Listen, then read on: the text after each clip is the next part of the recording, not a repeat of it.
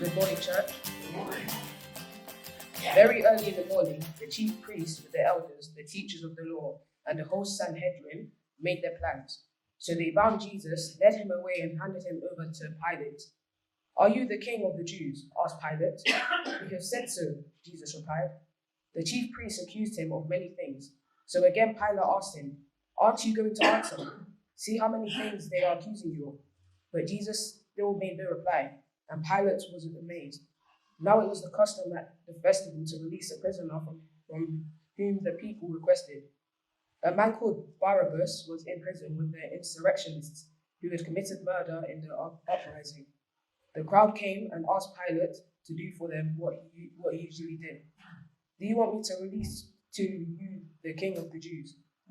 asked Pilate, knowing it was out of self-interest that the chief priests had handed Jesus over to him. But the chief priests stirred up the crowd to have Pilate release Barabbas instead. "What shall I do then with the one you call the king of the Jews?" Pilate asked them. "Crucify him," they shouted. "Why? What crime has been committed?" asked Pilate. But they shouted at the louder, "Crucify him." Wanting to satisfy the crowd, Pilate released Barabbas to them. He had Jesus flogged and handed him over to be crucified. Thank you very much. Thank you. And there's can I have that, whoever has the remote thing. Thank you very much. Cheers, Victor. Thank you. So we're continuing on our road to the resurrection.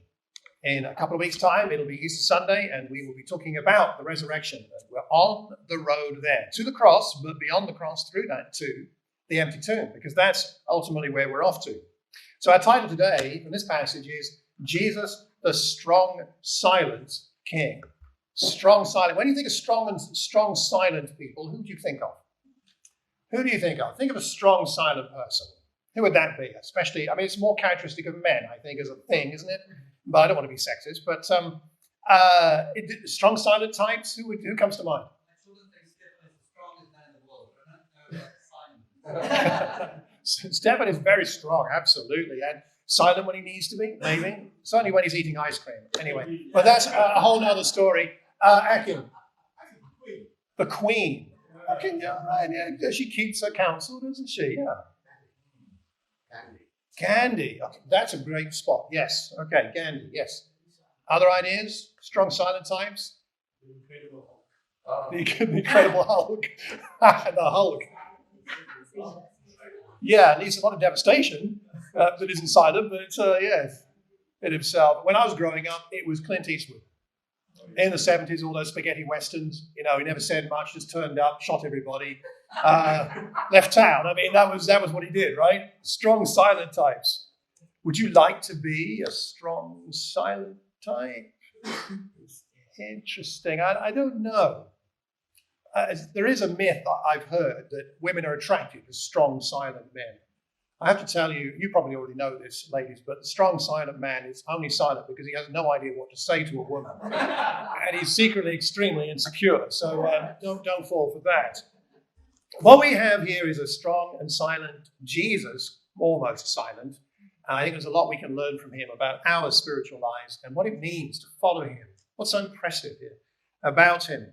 So we see that we're continuing with him having been arrested and had one trial. He's now having another trial. He's had a supposedly religious trial in chapter 14. Now he's having a supposedly civil trial with Pilate. And the teachers of the law, the Sanhedrin, the chief priests, the elders, that's a very large group, could well be as much as 100 people. The Sanhedrin was 71 men, so it could easily be that many. They are gathered very early in the morning. And like the Gospel of Mark, as you may know, the Gospel of Mark is a gospel of action. Jesus is always going somewhere, doing something immediately. The word immediately comes up time and time again in the Gospel of Mark. There's action going on. And Mark is showing us that Jesus' life is dynamic. And again, we've got this sort of thread going on here where this other trial is over very early in the morning. They get on and they move on, taking him away to Pilate. This is probably somewhere between 4:30 and 5:30 a.m. The earliest that Pilate would see people was 5:30 in the morning. He held court from 5:30 till 12 noon. So they were having their gathering probably about 4:30. Now, when it says that they made their plans, actually a more literal translation is they had a consultation. They held a consultation. I don't know what your consultants do. Some of you are consultants of various times. they had a consultation at 4:30 in the morning and then bound Jesus and led him away. It's very intimidating for Jesus right here. And I don't know about you, but I hate the idea of being bound. I'm not going to ask you if any of you have ever been handcuffed by the police for any reason. You can tell me later if you like. But that sense of, and that's not happened to me so far, but that sense of not having freedom with your hands or perhaps with your feet, it's a scary thought, isn't it? And this is what is happening to Jesus. The creator of all things is being bound by human beings who do not understand who he is and what's really going on here. And they take him to Pilate. And on the handout this week, the Watford Word, you'll see some more details about the kind of character that Pilate had. He was a very cruel man. It could be argued that you had to be to succeed in this job because the Jews were known as the most rebellious province of the Roman Empire. So they tended to send the most cruel and hard-headed and heavy-handed people to govern the Judea. That's what they tended to do. And Pilate was no different. A few years ago, Penny and I were in Caesarea Maritima. That's a photograph of the theatre there. That's on the coast. Pilate wouldn't stay in Jerusalem most of the time. Who wanted to be in a smelly city amongst all those Jewish people, from a Roman perspective? Instead, his headquarters were on the coast. Wouldn't you rather be on the coast anyway? And it's on the Mediterranean coast of a place called Caesarea Maritima. And that's where there was a palace also built by Herod the Great. And it was a very nice spot, a bit like going down to live in, Bournemouth or somewhere rather like that, down in a nice place. So that's where he lived. And I've got a little bit of video here. I'll turn the sound down of when they did the chariot races in those days. If you've seen Ben-Hur, that's the kind of thing that would be going on in that area. It was a thriving place. It was a wealthy place. That's where Pilate lived. That's where he stayed most of the time. He would come up to Jerusalem for the festivals. That's why he went there. And one other thing, although it's not the main part of my lesson here, is just to say that Pilate was an historical figure. We have evidence from other writings like Josephus, who's not a Christian, that Pilate did exist, or other writings as well. And not so long ago, an inscription was found right here in Caesarea Maritima. Actually, as part of the rebuilt theatre, they reused some stone that had been inscribed in previous times. And that stone is this one. This is in the Israel Museum. There are facsimiles, similar ones around the world, but this is the original. And the inscription you can barely see there, but it says that this building is being built in honor of Tiberius, who's one of the emperors. So while Pilate was governor, he built a building in honor of Tiberius, probably a temple, actually. And it mentions his name, Pontius Pilate. It was built by Pontius Pilate, prefect of Judea. So we have archaeological evidence that a person called Pilate existed. And I think this is very important on a faith level. Our faith depends on God's word and his spirit working through his word into us. But our faith is backed up by historical evidence. And that's really important because you'll meet people today who say, Jesus never really existed. He was just a myth. How can we know what happened 2,000 years ago? We can't trust anything from that long ago. But we have more documentary evidence of the existence of Jesus than we do of Julius Caesar or almost any of the figures from, say, 2,000 or more years ago. And we have archaeological evidence that the Bible's reliable. Because what that shows us is that what Mark is writing about is real. It's not made up. It's not a fantasy. And I think that's one of those things that is helpful as a Christian to continue to build your faith by getting to know archaeological evidence and things like that so that you can share with other people these things are real. They are not made up. Anyway, that's not the main point here today. Now we're going to look at what happens between him and Pilate in verse 2. The silence of Jesus. The silence of Jesus amazes Pilate. He asks him if he's the king of the Jews. That's the way a Gentile would have addressed this. He wouldn't have used that. Shows that he's not coming from a Jewish perspective. And the way he asks the question in the Greek, "Are you the king of the Jews?" is more like, "You're the king of the Jews? You've got to be kidding me." Because Jesus is unimpressive, right? At least to his eyes. And it's the key question: is he the king of the Jews? That's the key question for the Pharisees and the high priest. It's the key question for Pilate, because if he really is claiming to be king, he has a reason to execute him. It's the key question, frankly, for humankind. Is Jesus truly king? And it's the key question for you and I here today. Do we really see? Do we really believe he is the authentic King of Kings? And Jesus' reply is interesting. You have said so. You have said so. What odd kind of response. Here, he's not denying that it's true that he's king of the Jews, but I think what he's saying is that I am king of the Jews, but not in the way you're asking me the question. You're asking me a question with your assumption of what that means. That's not what I perceive as my role as king of the Jews. His conception of kingship is very different to that of Pilate. So let me ask you, what do you think Jesus meant by, or understood by himself being the king of the Jews? What kind of king was he? What kind of king would he claim to be? What kind of king is revealed in the scriptures as for him to be? What would you say? How would you describe Jesus as king? What do you think he was thinking? A spiritual king? Okay, a spiritual king. What kind of king? What do you think? What kind of king in his mind? Stephen? You say, my kingdom is Not of this earth. My kingdom's not of this earth. Right? It extends into this earth, but it's not based here. Yes, okay. A different territory involved. All right? Not an inherited kingship. Okay, yeah, right. It's not like he's passed on from his father or something. All right? Not a succession like that. Any other idea? Eternal kingdom, right? Not temporary like Tiberius or somebody else, but eternal.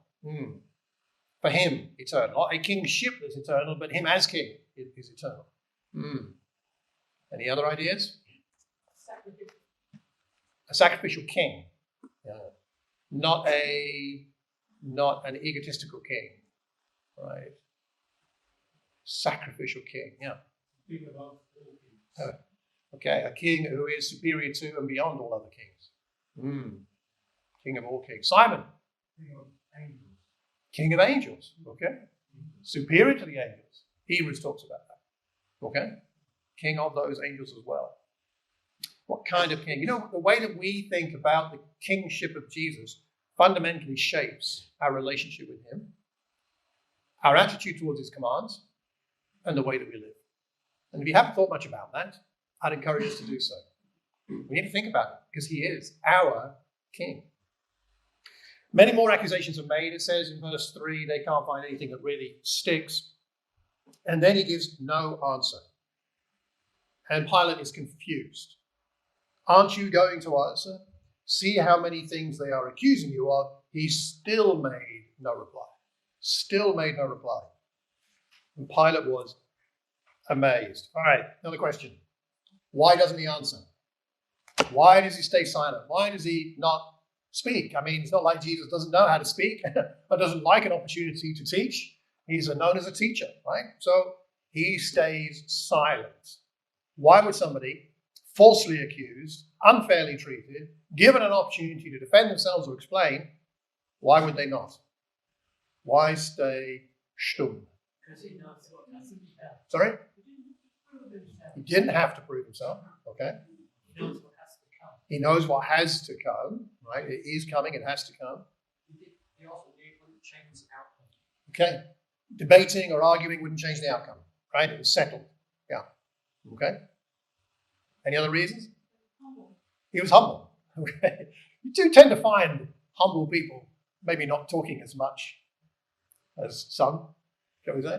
Yeah, he was humble. Okay. Any other reasons you can think of? Why is he silent? Is that Patricia?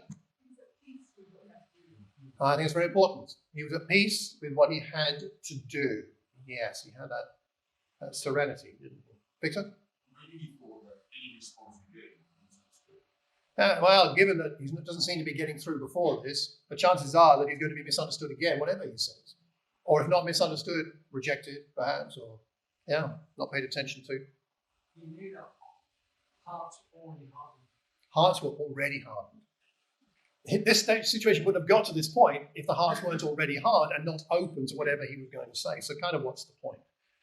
Don't cast your pearls before swine is something Jesus said, and it seems like that would apply here, wouldn't it? Well, he didn't answer. He was calm, he was dignified, he was courageous. I think it takes courage to keep quiet, actually, when you know you could speak up. There's very much a contrast here with the religious leaders and even Peter, who protests his innocence. Remember from chapter 14? They speak, he stays silent. And this silence is not an admission of guilt. In Roman law, if you accused somebody in a court situation and the defendant stayed silent, there was a presumption of guilt. So Pilate would take this silence as a presumption of guilt, but his silence is not an admission of guilt. It's perhaps connecting with your point, Patricia, I think it's a settled surrender. Long been decided in Gethsemane. It was there fixed that he would remain surrendered to God's will, despite how awful this was turning out. So that's what we have with Pilate.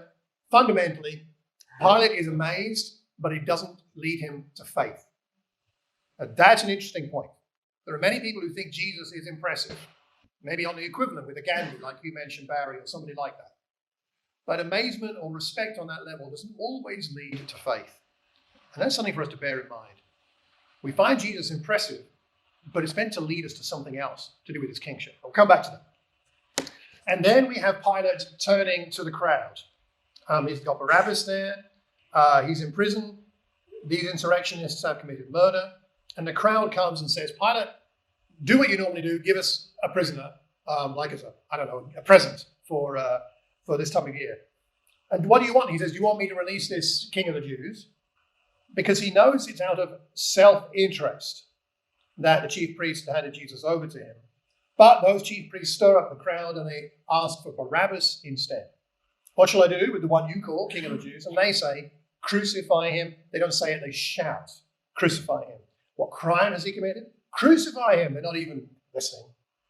So he wants to satisfy the crowd. The silence of Jesus amazes Pilate. The shouts of the crowd manipulate Pilate. We're all susceptible to manipulation by the crowd.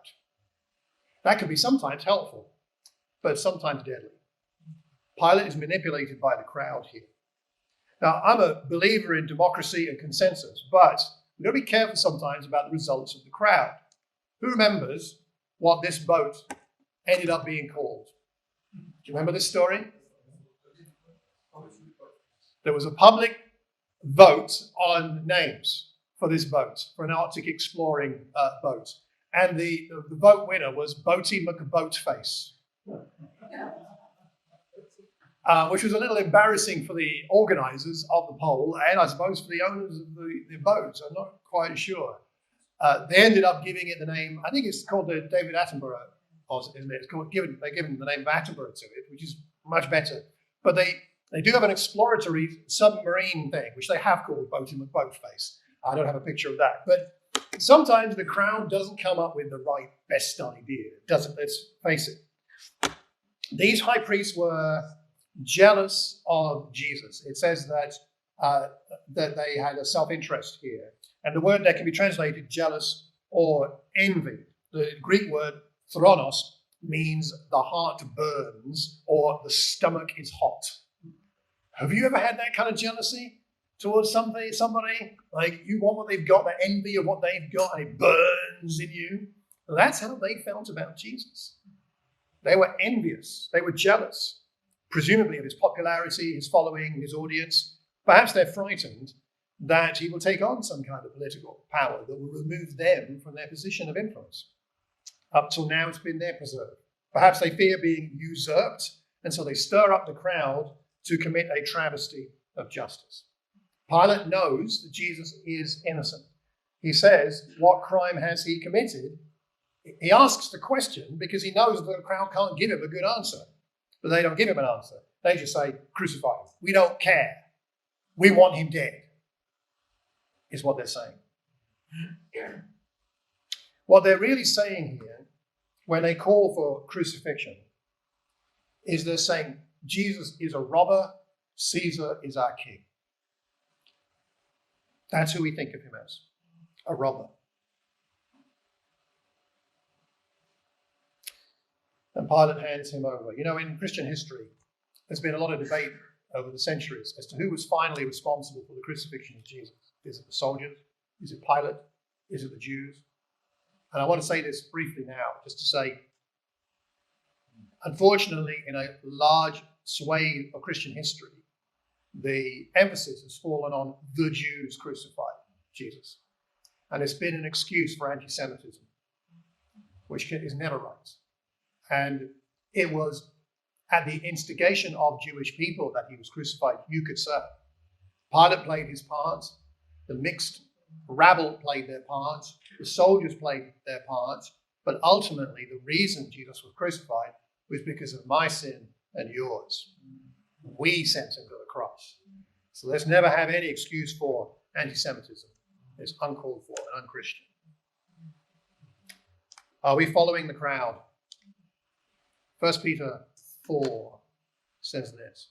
Since Christ suffered in his body, which is coming here, arm yourselves also with the same attitude, an attitude that Jesus shows us here of patience and trust in God. Whoever suffers in his body is done with sin. As a result, we do not live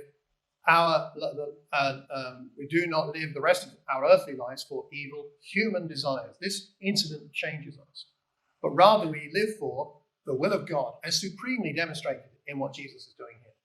You've spent enough time in the past doing what pagans choose to do, living in debauchery, lust, drunkenness, orgies, carousing, and detestable idolatry. And at some point, I think all of us here can say, Amen, that's where I was. I've been there.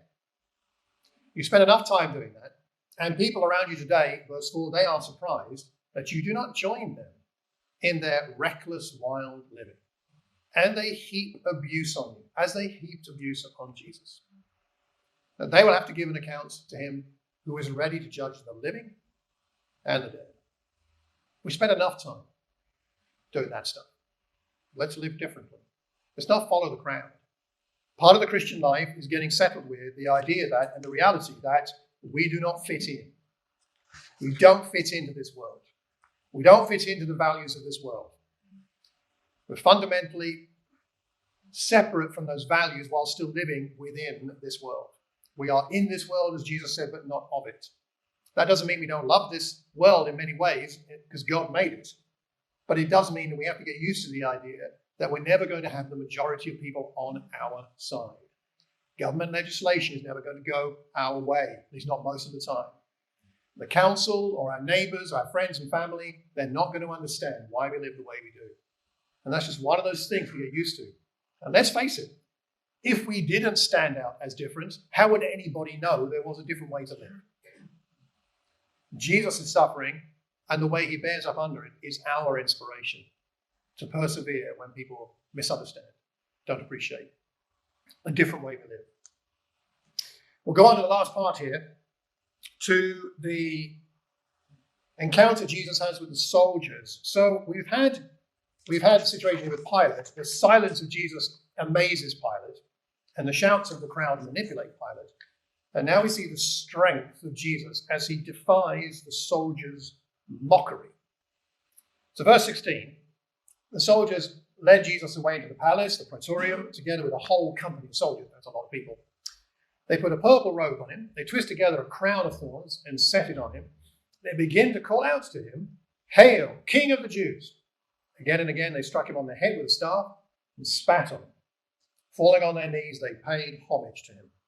And when they had mocked him, they took off the purple robe, put his own clothes on him, and then they led him out to crucify him. I don't know if you've ever been beaten up. I hope not. But I doubt it was quite like this. And quite often when people get beaten up, although it's never good, they may have had some fault in what happened. But with Jesus, there is no fault whatsoever. We have, first of all, a flogging with a whip, with something like these instruments, cord, bone, metal, various things designed to not only hurt, but to tear into the flesh of Jesus' back. I find it rather interesting, if that's the right word, that Mark doesn't give us more detail. It's often the case in Christian films about the crucifixion that a great deal is made of the flogging in detail. Of course, the flogging is important. I'm not saying it isn't. But our sensibilities, we almost like the drama and the shock of it. It seems to somehow stimulate us in a way that the gospel writers are more restrained. They tell us he was flogged, but they don't tell us all the detail. And it's not because it wasn't horrific. It's because they want to keep the focus on Jesus, I think, even more than what happened.